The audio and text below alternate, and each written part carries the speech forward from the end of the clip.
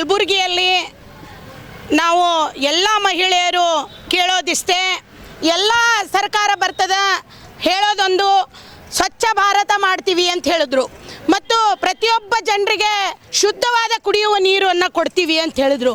ಈ ಮಹಾನಗರ ಪಾಲಿಕೆ ಏನು ಆಫೀಸರ್ಗಳಿದಾರಲ್ಲ ಅವ್ರಿಗೆ ನಾಚಿಕೆ ಬರಬೇಕು.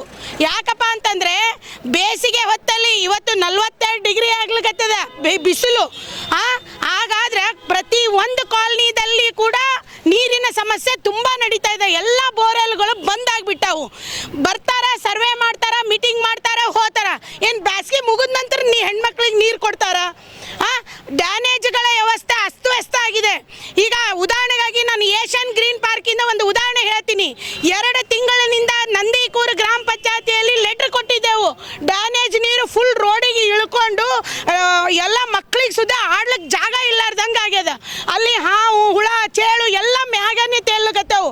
ಡ್ಯಾನೇಜ್ ಸಮಸ್ಯೆಯನ್ನು ಬಗೆಹರಿಸ್ರಿ ಅಂತೇಳಿ ನಂದಿಕೂರು PDO ಗುತ್ತೇದಾರಿಗೆ ಹೇಳಿದ್ರೆ ಆತ ಅನ್ನೋದು ಉತ್ತರ ಏನು ಕೊಡ್ತಾನಂದ್ರೆ, ನನ್ನ ವ್ಯಾಪ್ತಿಗೆ ಇನ್ನೂ ಹೊಸ ಬಡಾವಣೆ ಇದೆ, ನನಗೆ ಬರಲ್ಲ, ನೀವು ಜಿಲ್ಲಾ ಪಂಚಾಯತಿ ಅವ್ರಿಗೆ ಭೇಟಿ ಆಗ್ರಿ ಅಂತಾರ.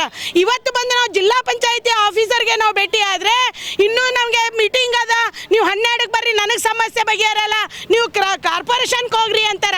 ಅಂದರೆ ಇವರು ಒಂದು ಬಡಾವಣೆ ಮಾಡೋಕೆ ಪರ್ಮಿಷನ್ ಕೊಟ್ಟ ನಂತರ ಅಲ್ಲಿರ್ತಕ್ಕಂಥ ಜನರಿಗೆ ನೀರು, ಆಮೇಲೆ ಡ್ಯಾನೇಜ್ ಸಮಸ್ಯೆ, ಆಮೇಲೆ ಕಸ ಹಾಕ್ಲಿಕ್ಕೆ ಒಂದು ಗಾಡಿ, ಇವು ಸಾಮಾನ್ಯವಾದ ಇವು ಮೂರೇ ವ್ಯವಸ್ಥೆಯನ್ನು ಇವ್ರಿಗೆ ಮಾಡ್ಲಿಕ್ಕಾಗಿಲ್ಲ ಅಂತಂದರೆ ಸ್ವಚ್ಛ ಭಾರತ ಅಭಿಯಾನ ಹೆಂಗೆ ನಡೆಸ್ತೀರಿ? ಇಲ್ಲಿ ಮಹಾನಗರ ಪಾಲಿಕೆ ಕಮಿಷನರು ಯಾರೋ ಸಣ್ಣ ಪುಟ್ಟ ದುಡಿಯೋ ಬಂಡಿಯವ್ರ ಬಲ್ಲಿ ಹೋಗಿ ಕಸ ಹಾಕಿ ಫೈನ್ ಹಾಕಿ ಎತ್ತಲಿಕ್ಕತ್ತಾರ. ನಾವು ನಿಮಗೆ ಫೈನ್ ಹಾಕಬೇಕಾಗ್ತದೆ ಈಗ. ಯಾಕಂದರೆ ಬಡಾವಣೆ ಆಗಿ 15 ವರ್ಷ ಆದರೂ ಕೂಡ ನಾಚಿಗೇಡಿಗಳು ನೀವು ಒಂದು ಗಾಡಿ ಕಸದ ಗಾಡಿ ಕಳಿಸ್ತಾ ಇಲ್ಲ, ಡ್ಯಾನೇಜ್ ಸಮಸ್ಯೆಯನ್ನು ಬಗೆಹರಿಸ್ತಾ ಇಲ್ಲ.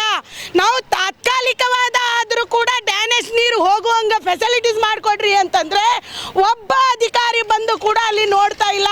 ಬರೀ ಒಬ್ರು ಇಂಜಿನಿಯರ್ ಬರ್ತಾರ, ಇದಕ್ಕೆ 5 ಲಕ್ಷ ಬೇಕು, 10 ಲಕ್ಷ ಬೇಕು, ಫೋಟೋ ತಗೋತಾರ, ಹೋಗ್ತಾರ. ನೀವು ಸಮಸ್ಯೆಯನ್ನು ಎಂದು ಬಗೆಹರಿಸ್ತೀರಿ?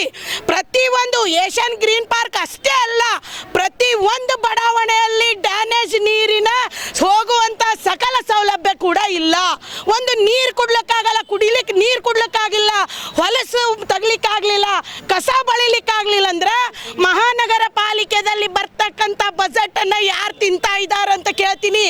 ಯಾಕೆ ನೀವು ಅಲ್ಲಿರ್ತಕ್ಕಂಥ ವಾರ್ಡಿನ ಏನು ಮೆಂಬರ್ಗಳು ಕಳ್ಳು ಮಾಡ್ತಾ ಇದ್ದೀರೋ, MLAಗಳು ಕಳ್ಳು ಮಾಡ್ತಾ ಇದ್ದೀರೋ?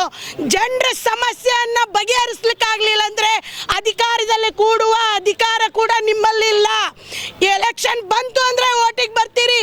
ದಕ್ಷಿಣ ಮತಕ್ಷೇತ್ರದ MLAಗೂ ನಾನು ಕೇಳ್ತೀನಿ, ಯಾಕಪ್ಪ ನೀನು ಓಟ್ ಹಾಕೊಳ್ಳೇನು ಏಷ್ಯನ್ ಗ್ರೀನ್ ಪಾರ್ಕಿಂದು? ಅಲ್ಲಿ ಬಂದು ಇಲ್ಲ ನನ್ನ ಮತಕ್ಷೇತ್ರ ಇಲ್ಲ, ಗ್ರಾಮ ಪಂಚಾಯತಿ ಅಂತೀರಿ, ಮತಕ್ಷೇತ್ರ ನಿಂದು, ನಿನಗೆ ಓಟ್ ಹಾಕ್ತೀವಿ.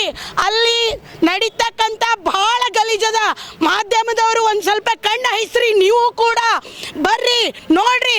ರೋಡಿನ ಮ್ಯಾಗೆ ಡ್ಯಾನೇಜ್ ನೀರು ಹೋಗ್ಲಿಕ್ಕತ್ತದ, ಆಗಲಾಗ್ಯದ. ಮುದುಕರು ತದುಕರು ರೋಗಗಳಿಂದ ಬಹಳಷ್ಟು ಸಂಕಷ್ಟದಲ್ಲಿದಾರ. ಕೂಡಲೇ ಕಲಬುರಗಿ ನಗರದಲ್ಲಿ ಡ್ಯಾನೇಜ್ ಸಮಸ್ಯೆಯನ್ನು ಬಗೆಹರಿಸಬೇಕು ಮತ್ತು ಶುದ್ಧವಾದ ಕುಡಿಯುವ ನೀರು ಕೊಡಲೇಬೇಕು. ಒಂದು ವೇಳೆ ಕೊಡದೇ ಇದ್ದರೆ ಮಹಾನಗರ ಪಾಲಿಕೆಯನ್ನು ಮುತ್ತಿಗೆ ಹಾಕ್ತೀವಿ ಅಂತೇಳಿ ಈ ಮೂಲಕ ತಮ್ಮಲ್ಲಿ ಎಚ್ಚರಿಕೊಳ್ತಾ ಇದ್ದೀನಿ. ಪದ್ಮಾ ಪಾಟೀಲ್, NFIW ಜಿಲ್ಲಾಧ್ಯಕ್ಷೆ.